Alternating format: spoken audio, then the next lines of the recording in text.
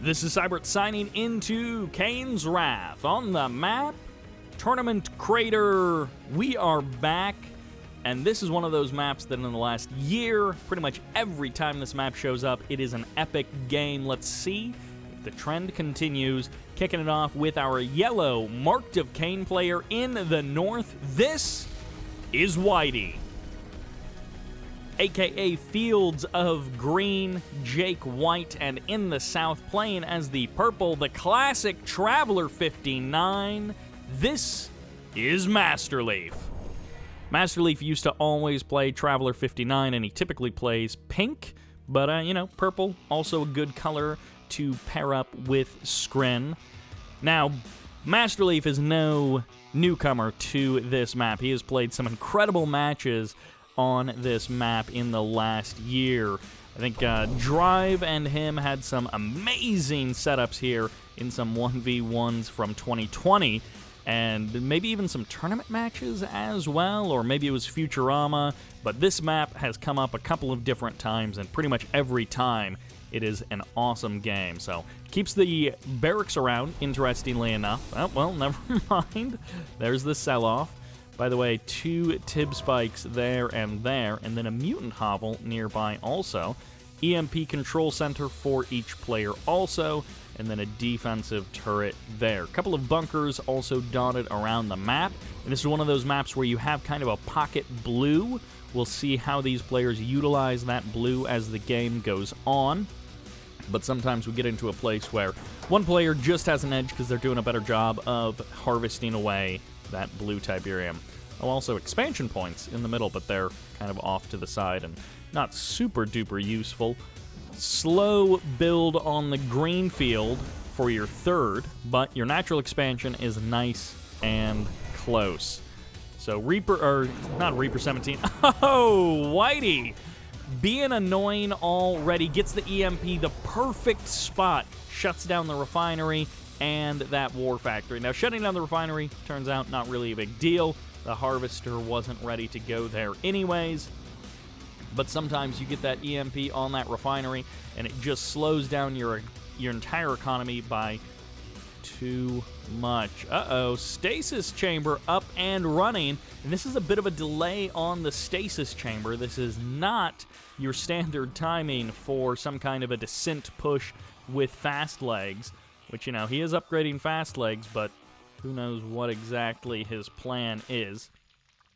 Powers down his war factory even, trying to get out an additional upgrade on one of his power plants so that he can power all of this stuff. This is a double portal. Oh, wait a second. It's spotted immediately. Ravagers right onto the front line, but the double portal does get seen by Whitey. What is Whitey going to do about this? Seeker tank going for the full scout gunwalker as well from Masterleaf. The EMP is going to lock that one down, but they're going to see pretty much everything. Masterleaf has a really good read on exactly what Whitey is doing, and these Ravagers are supercharged. They're going to come in here. I think they're going to snipe the Harvesters with their Tiberium agitation. They get the Harvester. The refinery survives, and that's a hit and run. Double War Factory comes up at the natural expansion. Whitey is looking to go big in the... Oh, is he just going to circle around? Holy cow, he's going to go big in the buggies, but it doesn't even matter because of how fast these Ravagers are. This actually feels like the 3 Ravager hit squad might be the perfect number, and especially when you're playing Traveler 59, you get those fast legs. This may be an actual strategy that other players can use as well. It is definitely a little bit determined on getting there just the right time and the right angle. And of course, Shredder turrets will help stop you, but if your opponent is spending, Shredder turrets every angle to try and defend their Harvesters, that's cash that they're not spending on their army. He's going to get the blue Tib Harvester as well. No, he gets this Harvester that's all lined up at that refinery, takes a big chunk of the health of the refinery away as well. And I guess the stealth on these Harvesters is the thing keeping them alive. If these were Black Hand Harvesters, it would be even more problematic. And these Ravagers can actually just juke and jive around the buggies. Look at this. Whitey going the wrong way. He thought he was heading further to the left, and instead, he's going to come back through. He's going to get another Harvester loaded up on this refinery. No, he's going to continue to cut over to the blue Tiberium on the right corner of the map. Meanwhile, Masterleaf, he is building up his economy on his own natural expansion. Tip spikes also could be a potential target of these Ravagers, and this is just an amazing strat coming out here from Masterleaf. He actually is finding a use for Ravagers, a unit that has not been built intentionally, competitively, in maybe 1,000 years. In all of the games that I have seen in Kane's Wrath, you know, maybe one time someone has built one in a competitive match, and I don't even know if that's true. It may be literally 0 times intentionally in a competitive match. They're going to get the kill on the refinery as well. No, barely. It survives. Just a little extra DPS would finish it off, but no, the lightning spike is actually going to do the job for it. The refinery may actually be able to heal through that lightning spike. At the same time, Masterleaf maybe reforming an army. Looks like his Corruptors are taking some damage, but he's got a lot of Descents, a lot of more Corruptors, going to be heading for the third base of Whitey. Whitey, with a big delay, his entire army has been refocused on this Ravager hunting idea, and that's going to leave him wide open to an attack. This may be too many units for this small number of Scorpion Techs. Reinforcements may be able to come through here for Whitey, but no, the MCV is going to get targeted down, and this is just too many Corruptors. They're not even very good at killing buildings. Oh, that was an amazing EMP.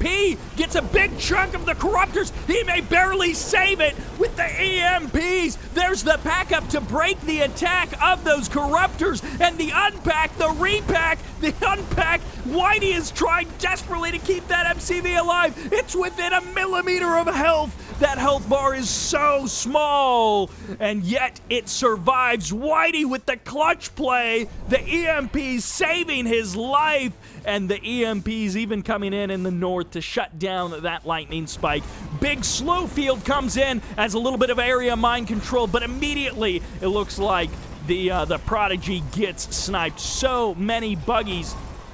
They don't have EMP coils, but Masterleaf trying desperately to make this play work is maybe not quite going to get what he wanted. Snipes another Harvester, and he's going to go for the kill maybe on the second one with just the main attack. Ravagers need to get on out of there. Phase Tripod trying to escape over to the right side of this base. This is so many Scorpions, so many buggies, and here comes the crush as Masterleaf just pushes on through. The EMP locks down that tripod, and that just buys more time for Whitey to get even more damage done. These Ravagers not being dealt with in the north. They're actually going to go fully heroic. Can you believe it? Ravagers going fully heroic, something you have never seen in a regular match of Kane's Wrath. They actually do some crazy burst damage, and are they going to be able to get the buggy before they get overwhelmed? The answer maybe. Oh my gosh, the answer is yes, even with the Scorpion getting killed first and the 2 additional buggies showing up.